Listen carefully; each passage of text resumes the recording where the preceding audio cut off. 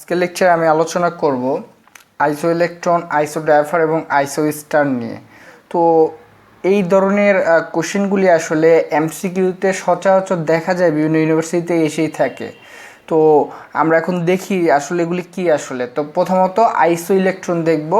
আইসো ইলেকট্রনের ডেফিনেশন না জানবো আমরা কি আইসো ইলেকট্রনের কি এমসিকিউ পারবো না। তা আমি কি আইসো ইলেকট্রন ডেফিনেশনটি লিখে রেখেছি। তা আইসো ইলেকট্রনটা হলো সমান, বা আইসো মানে কি সমান কোনো কিছু একটা, আর এখানে ইলেকট্রন মানে কি ইলেকট্রন সমান থাকতে হবে। তো কিসের দেখি সমান বা একই ইলেকট্রন বিশিষ্ট আয়ন বা অণু, এক অণু পরমাণুকে আইসো ইলেকট্রনিক বলা হয়। মানে আইসো ইলেকট্রনিক তারা যাদের মধ্যে কি ইলেকট্রন সমান থাকবে, সে হোক আয়ন হোক, অণু হোক আর পরমাণু হোক। তার আমরা দেখি সে ধরনের উদাহরণগুলি যে কারা তাহলে আইসো ইলেকট্রনিক। তাহলে আমি কিছু আয়ন নিই, এখানে আমি নিলাম নাইট্রোজেন আয়ন -3, আমি নিলাম অক্সিজেন আয়ন -2 এবং নিলাম ফ্লোরিন আয়ন -1। তো এদের প্রোটন সংখ্যা যদি আমি বলি, সরি এর প্রোটন না, যেহেতু আমি ইলেকট্রনের ব্যাপার আসতেছে, তো ইলেকট্রন সংখ্যা যদি দেখি আমরা স্বাভাবিকভাবে নাইট্রোজেন ইলেকট্রন করে 7টা, বাট -3 মানে এখানে কি সাথে সাথে কি হবে 3 যুক্ত হবে, মানে কি 10। ঠিক আছে, 10টি ইলেকট্রন। কিন্তু আবার আমরা যদি দেখি অক্সিজেনের স্বাভাবিক ইলেকট্রন কিন্তু 8টি, বাট -2 আছে, তার মানে এখানে ইলেকট্রন হয়ে যাচ্ছে কতটি 10টি। এখানে ফ্লোরিন -1 মানে কি 9টি ইলেকট্রন থাকে, ফ্লোরিনের স্বাভাবিক হয়ে যাচ্ছে 10টি। আবার আমি যদি দেখি সোডিয়াম প্লাস, ঠিক আছে, সোডিয়াম প্লাসের ক্ষেত্রে ইলেকট্রন হলো কতগুলি, সোডিয়াম 11টি, আর প্লাস হলে মানে ইলেকট্রন কমে, তার মানে এটা কি 10টি।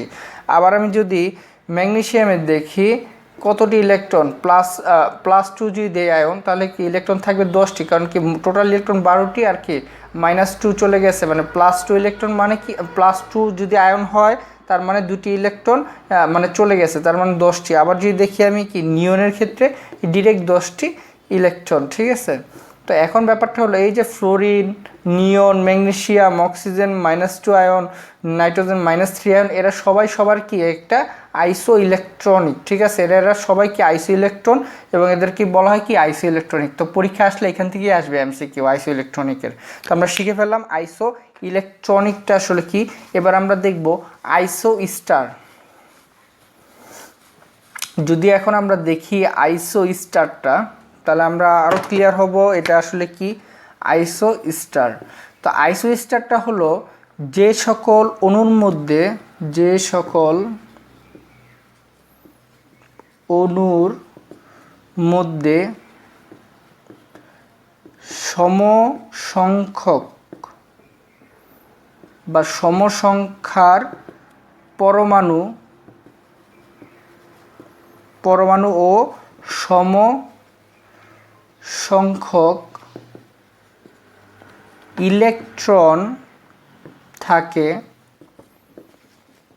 তাদেরকে আইসো স্টার বলে। মানে তারা একটা আরেকটা কি আইসো স্টার।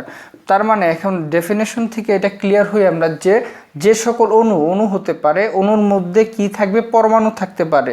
তো অণুর মধ্যে পরমাণু থাকে, সেই পরমাণুর সংখ্যা সমান হতে হবে, এবং যে সকল পরমাণুগুলো আছে সেগুলির মধ্যে যে ইলেকট্রন থাকে সেটার সংখ্যাও যদি সমান হয়, মানে কি দুইটা কম্পেয়ার করি দুইটি অণুর মধ্যে, তাহলে যদি ইলেকট্রন সমান দেখি এবং পরমাণু সমান দেখি, তাদের কি হবে আইসো স্টার হবে। তাহলে আমি একটি উদাহরণ দেখি, যেমন কি নাইট্রোজেন অণু, তাহলে কি দুটি থাকে এরা একসাথে। আবার নিলাম আমি কি কার্বন মনোঅক্সাইড, এটাও কি একটা অণু।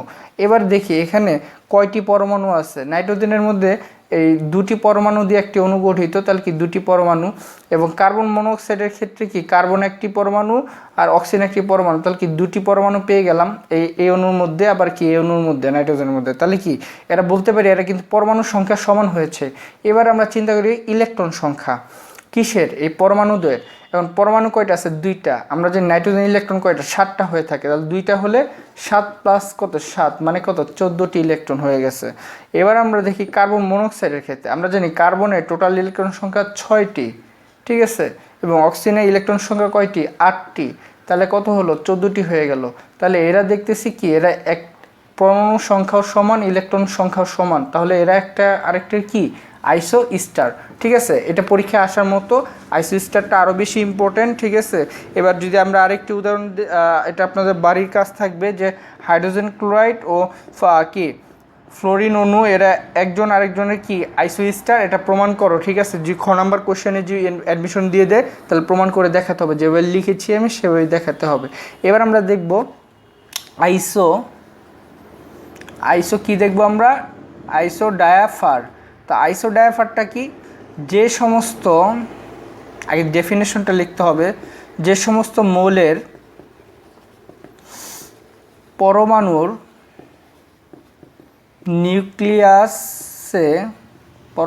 নিউক্লিয়াসে নিউট্রন এবং প্রোটন, নিউট্রন ও প্রোটন সংখ্যার পার্থক্য সমান, নিউট্রন ও প্রোটন সংখ্যার পার্থক্য সমান, তাদেরকে কি বলে, তাদেরকে আইসো ডায়াফার বলে।